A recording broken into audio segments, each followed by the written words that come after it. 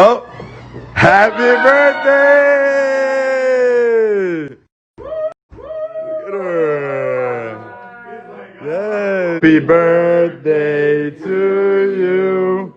Happy birthday to you. Happy birthday, dear Lucretia. Brian, my bad. To you. 316. Probably like to the second power. Hey, what's up everyone? Welcome back to my channel where we play with dolls and talk shit. Well, let's just get right into it.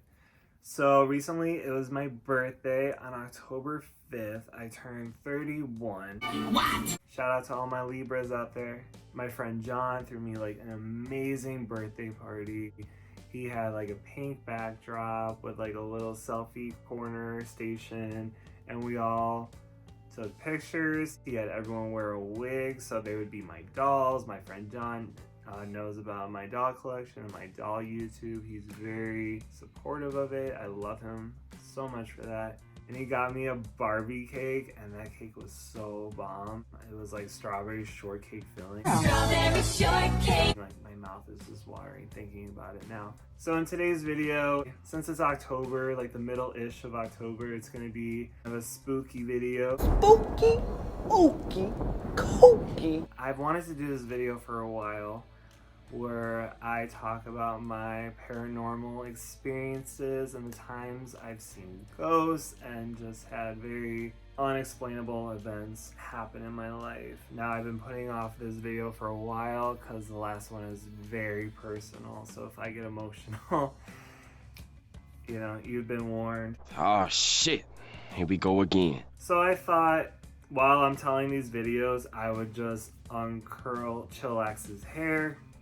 I've been wanting to curl doll hair for a while. I was thinking about telling the stories while I curled her hair, but it was so hard curling her hair that I thought I would just tell the stories while I'm uncurling her hair, and we can see the final result. I'm gonna spray her hair first because I watch a lot of James Mansfield videos, and that's what she does in her videos, so. So on to the first story. I was 18 years old.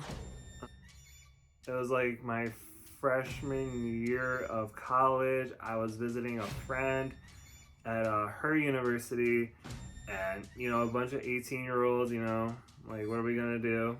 And so we played with a Ouija board. Bitch, are you dumb? Pardon me? Are you dumb? I think she's dumb. I think she's dumb. And one of the first things I ask is, what's your name? And it's spelled M-A-L-O, which spelled out Malo. Oh my god, is this gonna come out right? I've never curled doll hair, I'm so sorry. Actually came out really nice.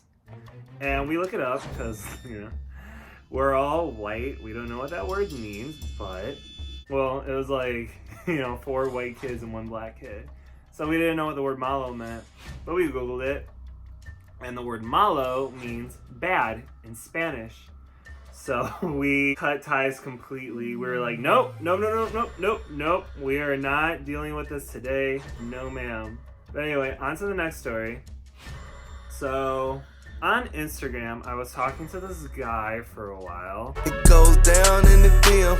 And I just decided to go to El Paso, Texas and see him. So he's taking me to like this Cliffside area where we can have a picnic. It was super nice and romantic. And on the way there, while we were in his car, we were going down the street, then all of a sudden I just had a massive panic attack. Like, it was really bad. Like, I had to roll down a window, I had to do my breathing exercises. And he's like, hey, what's up? Are you all right? And I'm like, yeah, I just need some air, man. And while I was like, kind of just like having like my little freak out moment, he's like, so by the way, this like street that we're on, this is where I come to get my, he gets his tea leaves read or something, where the lady like looks into a cup of tea and, I don't know, tells his fortune or his future or whatever. Good. So, Uncle, I've been thinking. And on this particular street, these neighbors practice Santeria, which is like Afro-Cuban, like South American witchcraft, basically. I think something in me just like picked up on that energy, and I was just freaking out. Like, I just had an immediate sense of danger, and I was like, just not having it. So luckily, like, when we got out of that area immediately, I was already feeling so much better. And it's just kind of weird because I've had panic attacks before and they just don't like go away like that. So I was like thinking in the back of my head, like, what was that about? On to my next story. So I lived in Florida for a bit. I was moving back to Chicago because I decided to go to Columbia College in Chicago to pursue my degree in illustration. So we're coming up to Nashville and I'm like, can we please stop here? Nashville, I've been dying to see it. It looks so cool. All my friends love it. And he's like, yeah, why not? Like, we can get a hotel here. But anyway, I go out, paint the town red or whatever on that main street that's like popping. So I go home and I go to bed.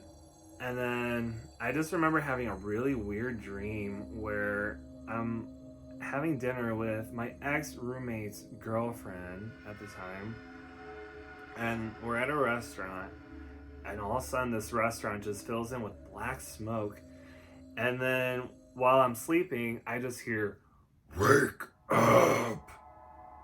like dead ass, just the most scary demonic voice I've ever heard in my life. And I wake up just like, what the hell was that? You know, like, you ever have those dreams where you just tweak out? You're like, but I just woke up.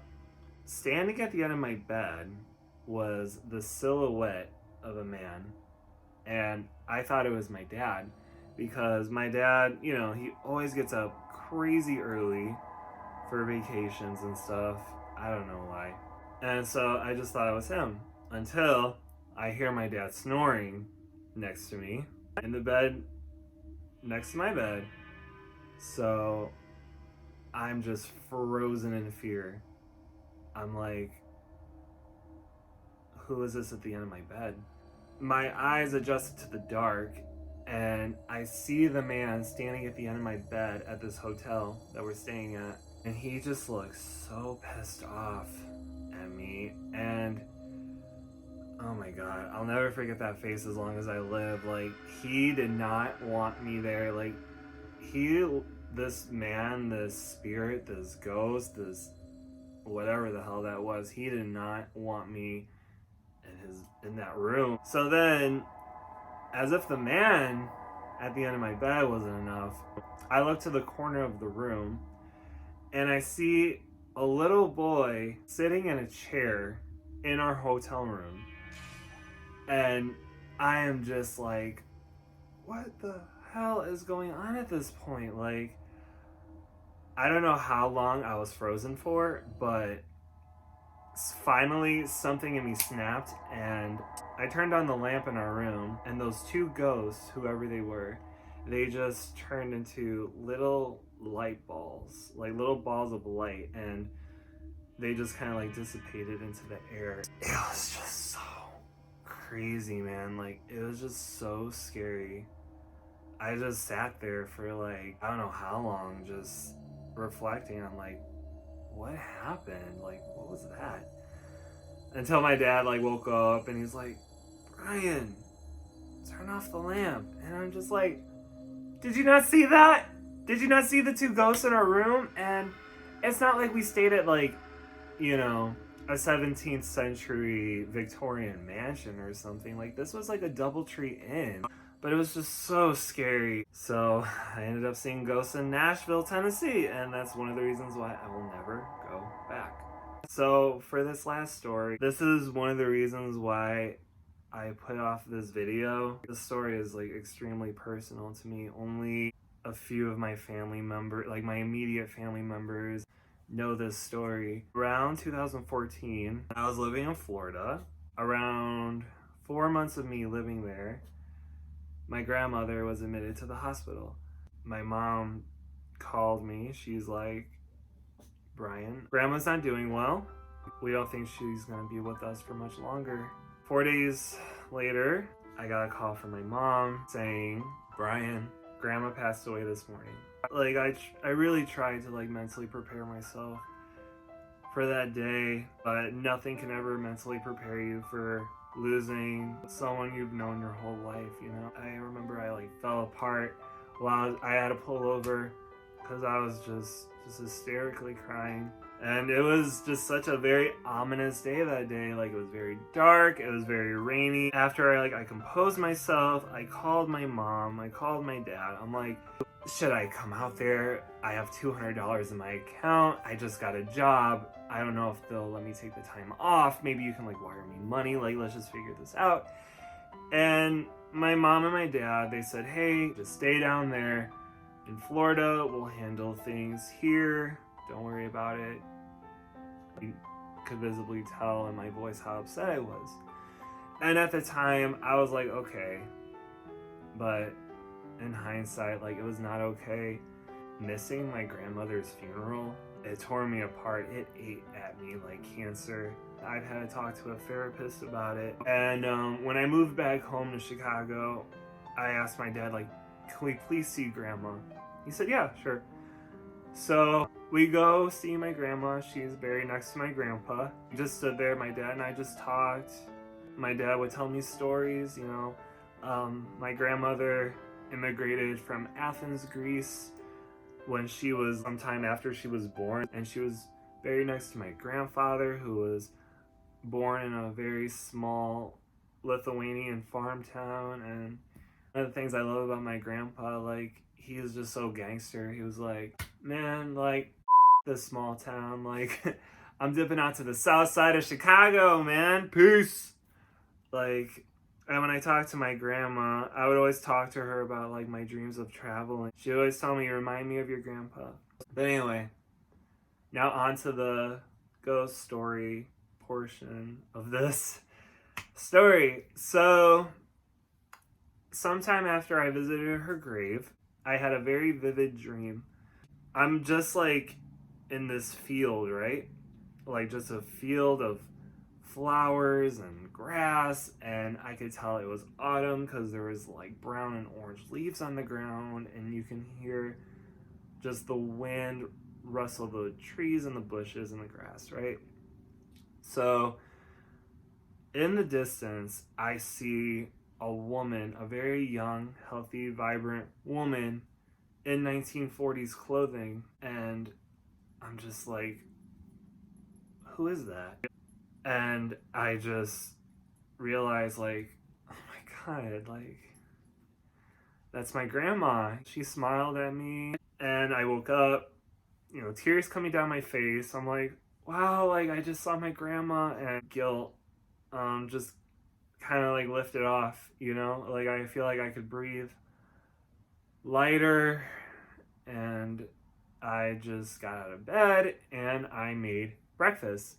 While I was making breakfast, my mom comes into the kitchen and she's like, hey, did you hear Roxy barking by your door? Roxy is my parents' bull terrier. They have a dog. And I'm like, no, I didn't. Why? And my mom's like, Roxy was just barking at your door, clawing at it, scratching at it, like she had to get in. I'm like, really? That's so weird. And she's like, yeah, like her ears were pointed, her tail was out. She was just desperately like trying to get into your room. And I'm like, that's so weird. And then I told her about my dream about grandma. Maybe that has something to do with it, because animals are very in tuned. They can see and sense more than we can. And I have a feeling that my grandma really did visit me to let me know that it's okay. Don't beat yourself up. Just keep on living life. My time on this earth has passed. Now it's your turn to enjoy this life. That's what I got out of it. It's just so crazy how things in this world just kind of happen when you need them to, or when you're just at the end of your rope and you feel like you just can't handle it anymore. And then small miracles like this just lift you up out of it. That was intense. Alright guys, so I am going to, oh my god, I am going to take the rest of her curlers out, and I will be right back. Alright guys, this is Miss Chillax with her new curly do. I mean, it's not the best, but it's not the worst either. I'm pretty proud of it. You know, this is my first time curling doll hair, and she had a lot of hair. Like, it went past her feet, it hit the floor. It was just cuckoo bananas. But yeah, thanks for listening to my Halloween ghost stories. Stay safe out there, you guys, and happy Halloween!